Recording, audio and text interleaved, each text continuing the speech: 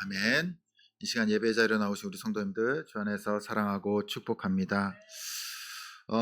우리가 잘 알고 있는 흑인 인권 운동가 마틴 루터 킹 목사님이 계십니다. 근데 그는요, 어렸을 때 자신이 흑인이라는 것을 너무나도 싫어했습니다.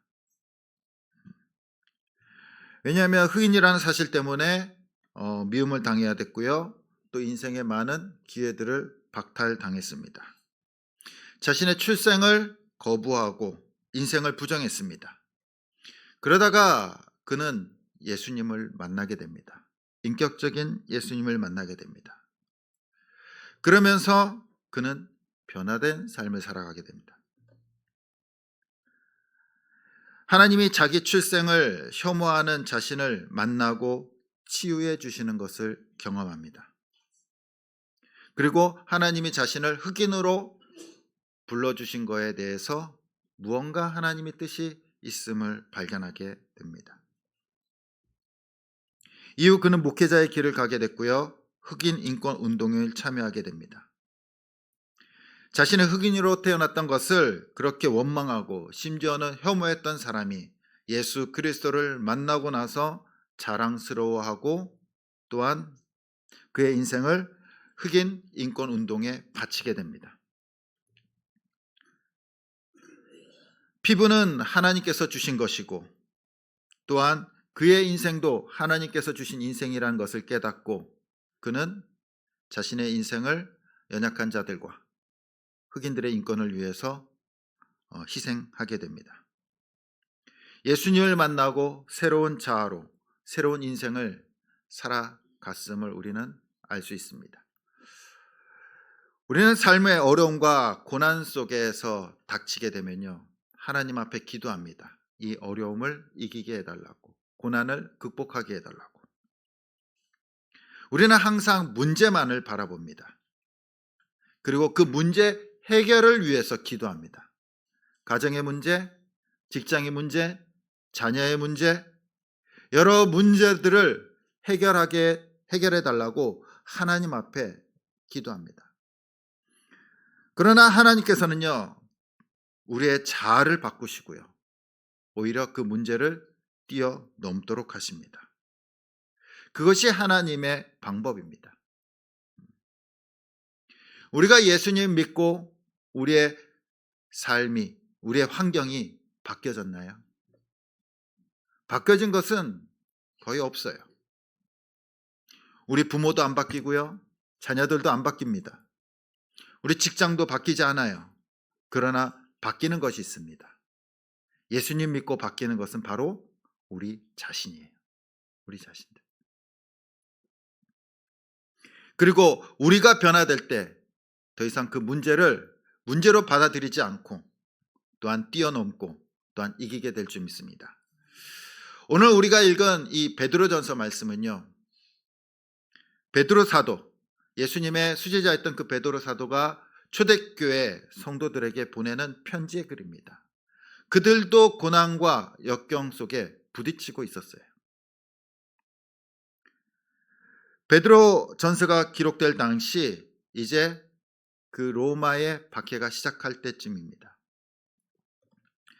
주후 64년에 우리가 잘 아는 네로 황제가 이 로마 시내를 불태우게 됩니다. 불을 질러요. 불을 질러. 그리고 이 로마 시내를 불을 지르고 나서 이 네로 황제가 이렇게 선포합니다. 이 불은 그리스도인들이 불을 질렀다는 겁니다. 반란을 일으켰다는 겁니다. 거기서부터 이제 로마에서 이 그리스도인들, 기독교인들에 대한 대박해가 시작됩니다. 대박해가 시작돼요. 그리고 그것을 바라본 베드로는 이 박해가 로마에서 끝나지 않고 이제 전 지역으로 퍼져나갈 것을 예감하게 됩니다. 그래서 소아시아에 있는 여러 크리스찬들, 그리스도인들에게 믿음을 굳건히 하고 이길 것을 격려하고 위로하는 편지를 보내게 되는데 그것이 베드로 전서입니다. 이 소아시아, 로마뿐만 아니라 소아시아에 있는 이 많은 그리스도인들은 이미 고난과 어려움 속에서 살아가고 있었습니다. 그리스도인이라는 것 자체만으로도 경제에 참여할 수 없었습니다. 불이익을 당하고 있었어요. 사회로부터 멸시당하고요, 외면당했습니다. 사람들이 도와주지 않아요. 취직을 하더라도 뽑아주지 않습니다. 사업을 하더라도 물건을 팔아주지 않아요. 극심한 경제적인 어려움을 겪게 됩니다. 그것도 하루 이틀이지. 장기간, 오랫동안 이런 차별과 불이익과 미움과 소외를 당해 보십시오. 과연 몇 명이나 견딜 수 있을까요? 몇 명이나. 사회는 음란하고 방탕한 문화 속에서 자신들을 위해서 열심히 살아갑니다. 그런데 크리스천들은 그들과 함께 할 수 없어요. 하나님의 말씀으로 살아가야 되고 거룩한 삶을 살아야 됩니다. 우상을 숭배할 수 없습니다. 쾌락을 즐길 수가 없어요. 그러니까 사회적으로 왕따를 당하는 겁니다. 쟤네는 뭐지? 응? 쟤네는 뭔데? 그리스도인이라는 사람들은 뭔데 도대체 우리와 어울리지 않고 지네끼리. 그래서 그리스도인들은 많은 미움과 비방의 대상이었어요. 마치 옛날 흑인들이 차별당하고 차별 대우당하고 외면당했듯이 당시 그리스도인들 또한도 많은 사회로부터 소외당했다는 겁니다. 세상에서 살아가지만 마치 세상 사람이 아닌 것처럼. 그래서 오늘 이 베드로 사도는요, 베드로 전서를 쓰는 맨 앞 첫 구절에 이렇게 시작합니다. 1장 1절에 보면은 우리 같이 한번 읽어보겠습니다. 시작. 본도, 갈라디아, 갑바도기아, 아시아와 비두니아에 흩어진 나그네. 그러니까 누구한테 편지를 쓰고 있냐면요, 여러 흩어져 있는 소아시아에 흩어져 있는 성도들을 뭐라고 얘기합니까? 나그네라고 얘기합니다. 나그네라는 것은요, 이 거린이 아니에요. 어떠한 목적을 가지고 여행하는 사람들이죠. 여행하는 사람들. 분명한 목적지가 있습니다. 그리고 나그네에게는요, 돌아갈 집도 있고 고향도 있어요. 단지 지금은 내 집이 아니고 그리고 다른 곳을 걷고 있는 사람들이라는 겁니다. 그들이 누구라고요? 그리스도인들. 우리는 이 세상을 살아가지만 이 세상이 우리가 머물 곳이 아니고 우리의 본향과 고향은 따로 있다라는 거예요. 우리는 단지 이 세상을 살아가고 있을 뿐이에요.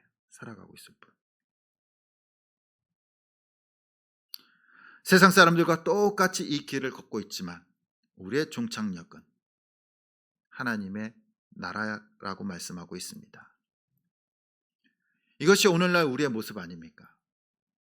우리도 이 세상에서 열심히 살아가지만 때로는 초대교회 그리스도인들처럼 사람들로부터 비방당하고 미움당할 때가 있어요. 그들과 어울릴 수가 없어요. 똑같이 놀고 먹고 자신의 쾌락을 위해서 자신을 위해서 살아갈 수 없는 존재들입니다. 그래서 함께 생활하는 것 같지만 달라요. 그래서 때로는 그리스도인들을 미워합니다. 비방하고요. 멸시하고요. 차별해요. 마치 한 곳에 있지만 물과 기름처럼 섞일 수가 없어요.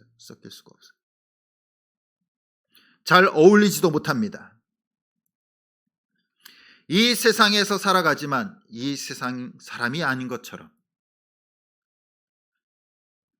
마치 나그네 인생을 살아가고 있는 것이 우리들의 모습입니다. 베드로는 이 나그네 삶을 사는 사람들에게 오늘 말씀 1절과 2절에 이렇게 권면하고 있습니다. 우리 같이 한번 읽어보겠습니다. 시작.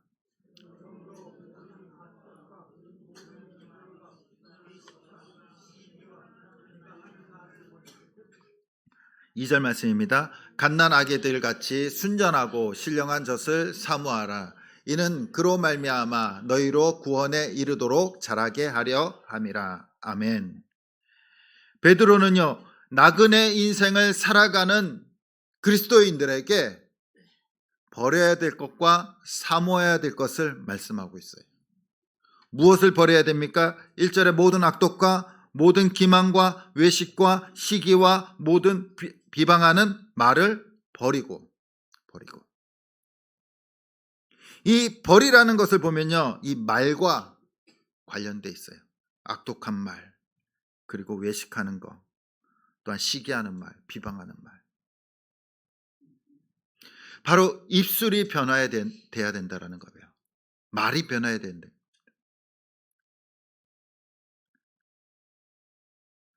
우리 가정에서, 직장에서 욕을 하고 악독한 말을 쏟아붓는 사람들을 보게 됩니다. 그들은 하나님의 사람이 아니에요. 하나님의 사람은요, 입술이 변화돼야 돼요. 하나님께서 주신 입술로 욕을 하면 될까요? 비방하면 될까요? 악독한 말과 또 시기하고 또한 내 자신만을 드러내는 그 외식적인 말들. 바로 영적인 성장은요, 입술이 변화되는 겁니다. 입술이 변화되는 거예요. 사람은 먹은 대로 성장하고 먹은 대로 나오게 돼 있어요. 그렇죠? 좋은 것을 먹으면은 건강해지고 그리고 좋은 것이 나오게 되죠. 그런데 나쁜 것을 먹으면요, 몸도 안 좋아지고 또한 나쁜 것을 뱉어내게 됩니다. 세상의 것을 먹으면요, 세상의 것이 나오게 돼 있어요. 세상 사람들의 것을 먹으면요, 나도 세상 사람들처럼 변화되고 똑같아지는 겁니다. 똑같은 말을 하게 되는 거예요. 그러나 선한 것을 먹으면요, 선한 말과 선한 삶이 나오게 될 줄 믿습니다. 그래서 베드로 사도는요, 오늘 말씀에 무엇을 사모하라고 말씀합니까? 신령한 젖을 사모하라. 악독한 말과 또한 비방하는 말, 시기와 외식과 기만을 버리고 이제 신령한 젖을 사모하라는 겁니다. 신령한 젖이 뭡니까? 하나님의 말씀이죠. 말씀. 갓난 아이들 같이 순전하고 신령한 젖을 사모하라. 영적인 성장을 위해서 신령한 젖을 먹으라는 겁니다. 아기에게 있어서요, 젖은요, 모든 것이에요. 모든 것. 갓난 아기에게 밥을 주고 고기를 주고 국을 주면 먹을 수 있을까요? 못 먹어요. 아기가 유일하게 먹는 것이 뭡니까? 엄마의 젖이에요. 거기에 다 들어있는 거예요. 아기에게는 그게 전부예요. 전부. 살아가는 전부라는 겁니다. 우리에게 있어서 마찬가지예요. 하나님의 말씀이 우리를 살아가게 하는 전부라는 겁니다. 전부. 우리가 말씀이 전부가 아니라 세상의 것을 먹고 세상의 것을 우리가 담는다면은 우리는 옛사람으로 살아가게 되고요, 세상 사람으로 살아가게 되는 거예요. 세상과 똑같이 살아가는 겁니다. 그러나 우리가 신령한 하나님의 말씀을 먹을 때 우리가 그 말씀으로 자라가게 되고요, 말씀으로 성장하게 되는 줄 믿습니다. 우리 아기들 보면요, 너무나 이뻐요. 이뻐. 그냥 내 아기든 다른 애 아기든 그냥 보기만 해도 너무 이쁘잖아요. 그냥 보기만 해도 미소가 지어지는 거예요. 근데 아기는 반드시 성장해야 됩니다. 성장해야 돼요. 만약 아기가 그냥 이쁨 그대로 10년째 이쁨 그대로 똑같이 있어 보십시오. 더 이상 부모의 기쁨이 될 수 없어요. 부모의 기쁨이 아닙니다. 근심이에요. 아기가 자라지 않는 것은. 아기가 성장하지 않는 것은요, 근심거리예요. 근심거리. 성장해야 된다는 겁니다. 몸이 성장해야 되고요. 정서적으로 성장해야 되고요. 삶도 성장해야 되고요. 그래야지 그 성장하는 것만으로도 또 기쁨이 된다는 거예요. 아기는 아기 그대로도 기쁘지만 또 성장할 때마다 또 기쁨이 되고 행복이 됩니다. 그리고 아기가 성장할 때 각 삶 속에서 어려운 일도 이겨나갈 수 있는 겁니다. 근데 성장하지 않는 아이들이 있어요. 성장하지 않는 아이들. 정식 의학 용어는 아니지만 성인 아이라라는 말이 있습니다. 성인 아이. 말 그대로 겉모습은 어른이에요. 다 컸어요. 20대, 30대, 40대 다 컸어요. 다 컸어. 근데 겉모습은 어른이지만 아직 그 내면이 어린아이 같은 겁니다. 성인아이의 특징이 뭡니까? 성인아이, 이기적이고 쓸데없이 고집 피우고 떼쓰는 거예요. 떼쓰는 거. 몸은 다 컸는데 맨날 떼쓰는 겁니다. 그리고요, 쉽게 토라지고 상처받고 삐져요. 삐져요. 그리고 정서적으로 불안합니다. 불안해요. 혹시 이런 분들 만나보신 적 있으십니까? 한 번쯤은 만났을 거예요. 이기적이고 자기만 생각하고 쉽게 삐지고 또 자기가 하자는 대로 안 하면요, 예, 연락도 끊어버리고 그리고 항상 정서적으로 불안해요. 다 컸지만 어린아이 같죠. 어린아이 같죠. 신앙도 마찬가지예요. 신앙도. 신앙의 연수가 중요하지 않습니다. 신앙에 중요한 것은요, 성장이에요. 성장. 1년을 믿고 2년, 10년, 20년이 되더라도 정말로 어른아이처럼 성인아이처럼 신앙생활하는 사람들도 있어요. 교회에 오면은 섬기기보다는 사랑받기를 원하고 또 내가, 예, 주인공이 돼야 되고 그리고 내가 하자는 대로 해야 돼요. 안 하면은 사랑이 없다는 둥, 은혜가 없다는 둥, 예, 삐져버리고요. 시험에 드는 거예요. 시험에. 이 성인 아이 같은 신앙은요, 말씀대로 살려고 하지 않아요. 자기 고집대로 살려고 합니다. 말씀보다 자기의 생각이 먼저 앞서요. 겉으로는 거룩한 척하면서 속으로는 그 안에 여전히 악독과 시기와 질투와 여전히 세상 것들이 그 안에 담겨져 있습니다. 그래서 신앙생활을 10년 했든 20년 했든 변화가 없어요. 변화가 없어. 신앙의 변화가. 그대로예요. 그대로. 잘하는 것도 없고 열매도 없어요. 1년에 조금씩이라도 자라야 되는데 성장이 없다라는 겁니다. 그러면요, 얼마나 근심거리가 될까요? 아이가 자라지 않으면. 사모해야 될 것을 사모하고 버려야 될 것을 버려야 되는데 말씀을 사모하지도 않고 버려야 할 것을 버리지도 않아요. 예수님 믿고 그대로예요. 그대로. 성인 아이라는 겁니다. 우리 사랑하는 성도님들은 잘하고 계십니까? 네. 성인 아이가 아니라 성숙한 성인이 되시길 간절히 소원합니다. 그러기 위해서는 뭘 해야 돼요? 우리는 신령한 젖신 그 말씀을 날마다 먹어야죠. 밥을 안 먹고 어떻게 성장합니까? 음식을 안 먹고 어떻게 성장해요? 하나님의 백성이 말씀을 안 먹고 어떻게 성장합니까? 말씀을 안 먹고. 매일 그래서 큐티 하시기 바랍니다. 성경도 읽으시고요. 거기서부터 시작이 되는 겁니다. 거기서부터 우리의 삶의 변화가 시작되는 거예요.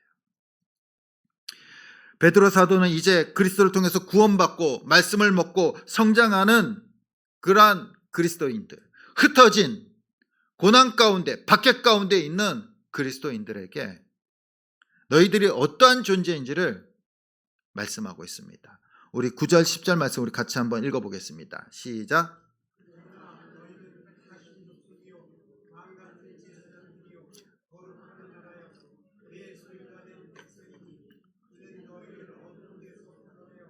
그의 기이한 빛에 들어가게 하신 이의 아름다운 덕을 선포하게 하려 하심이라. 아멘. 베드로가 그리스도인들에게 뭐라고 말씀하고 있습니까? 너희는 택하신 족속이요 왕같은 제사장이요 거룩한 나라요 하나님의 소유된 백성이라 라고 말하고 있습니다. 제사장은 어떠한 사람입니까? 구별된 사람이에요. 구별된 사람. 세상과 구별된 사람이라는 겁니다. 세상과 구별된 사람. 그리고 이 세상에서 살아가지만 너희는 하나님의 백성이라는 거예요. 하나님의 백성. 로마 황제의 백성이 아니라 하나님의 백성이라는 겁니다. 그리고 하나님의 소유라는 거예요. 소유라는 거. 이것이 고난받는 그리스도인들의 정체성이다라고 말씀하고 있습니다. 즉 세상에서 살아가지만 세상의 통치를 받는 사람이 아니라 말씀의 통치를 받는 사람이에요.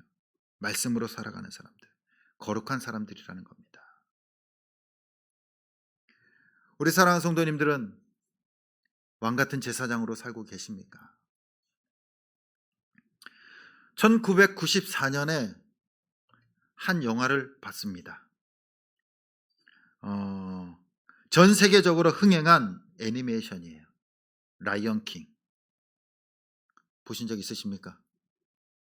저는 이 영화 보면서 굉장히 충격을 받았어요. 너무나 실제같이 그림을 그렸거든요. 만화를 그렸어요. 그래서 교회 청년들이랑 같이 본 기억이 있습니다. 여기에 내용을 보면요, 주인공 사자가 이 심바라는 사자예요. 심바. 그는 동물 왕국의 왕으로 태어납니다. 왕으로 태어나요. 그의 아버지는 무파사고요. 그리고 그의 작은 아버지 삼촌 스카라는 삼촌이 있습니다. 근데 이 무파사가 이제 동물의 왕국의 왕이에요. 그리고 심바는 그의 아들로 태어납니다. 근데 그의 삼촌 이 스카라는 이 사자는요 너무나 악해요. 그래서 꿰매 빠져서 아버지 무파사를 죽이고 왕국을 차지하게 됩니다. 그리고 이 심바는 쫓겨나게 돼요. 이 심바는요 자신 때문에 아버지가 죽었다라는 죄책감에 빠집니다. 그리고 숲속에서 숨어 살아요. 숨어 살아. 주인공은 사자지만 이 사자처럼 사냥하지 않습니다. 그냥 작은 풀벌레를 먹고 살아요. 먹고 살아. 차츰 사자의 정체성을 잃어버리고 현실과 타협하게 됩니다.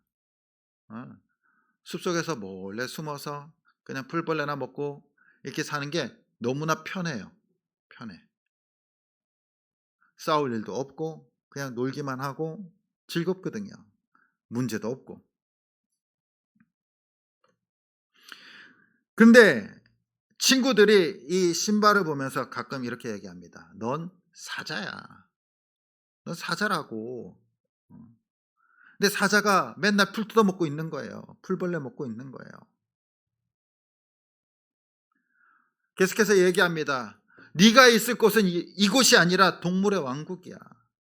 거기 가야지. 넌 왕인데. 이 신바는 아랑곳하지 않습니다. 지금이 너무 좋아요. 너무 좋아. 문제가 없어요. 편안해요.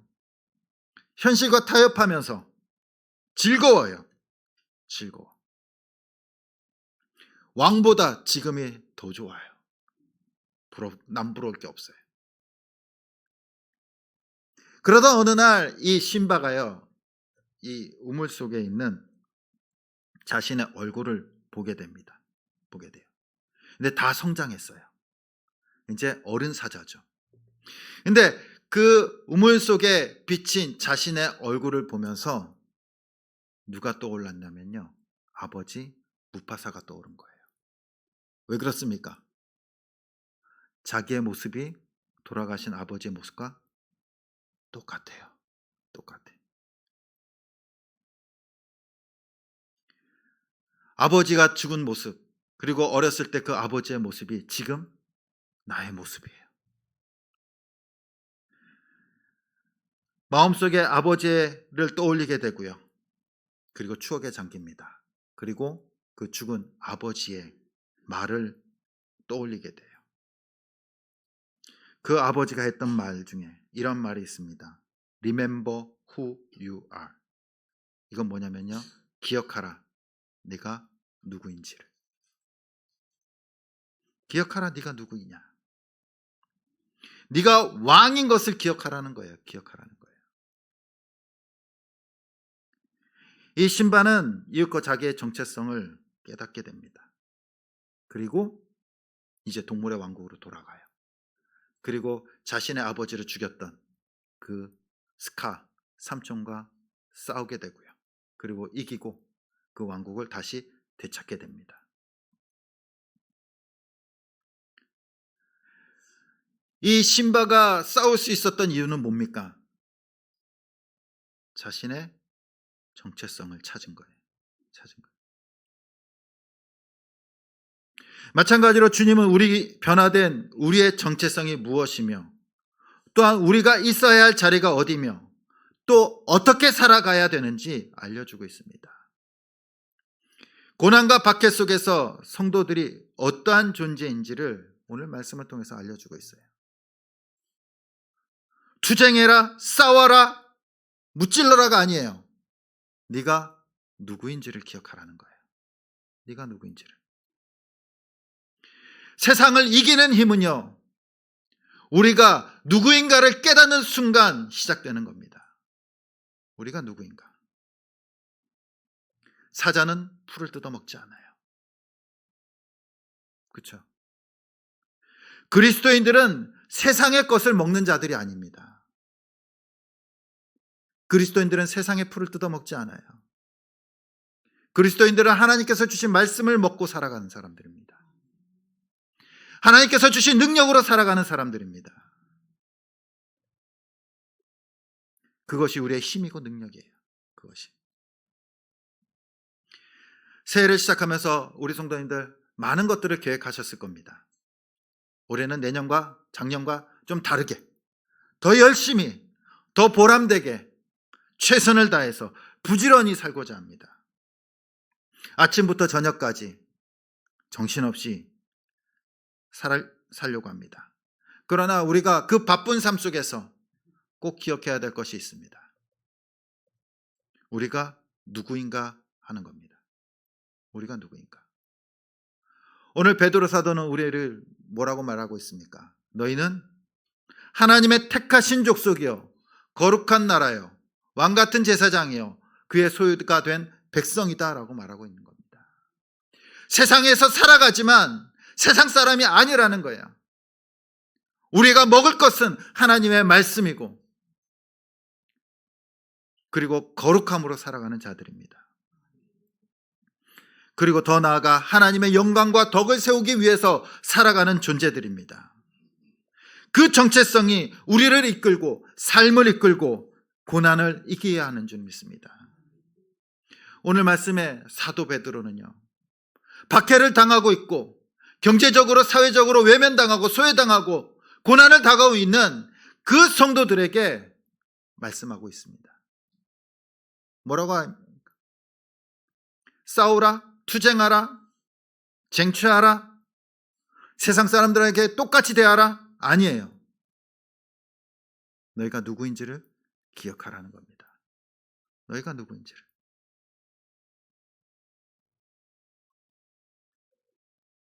우리 사랑하는 성도님들, 우리는 이 땅을 살아가지만 이 땅의 백성들이 아닙니다. 우리에게는 가야 할 고향이 있고 또한 집이 있습니다. 영원한 우리의 집. 또한 세상이 우리를 다스리는 것 같지만 우리의 삶을 하나님께서 다스릴 줄 믿습니다. 그러므로 우리는 왕 같은 제사장들이에요. 제사장. 거룩한 존재들입니다. 그리고 하나님의 나라의 왕들이에요. 우리가 올 한 해 살아가면서 어려운 일도 당할 수도 있고요. 기쁜 일도 당할 수 있고 괴로운 일도 당할 수 있고 또한 좋은 일도 있을 수 있어요. 그러나 분명한 것은 우리가 세운 계획대로 되지 않는다는 겁니다. 매해 우리의 계획대로 되셨습니까? 하지만 우리는 계획을 세워요. 열심히 살고자 하고 또한 열심히 이 세상에서 살아내야 되기 때문입니다.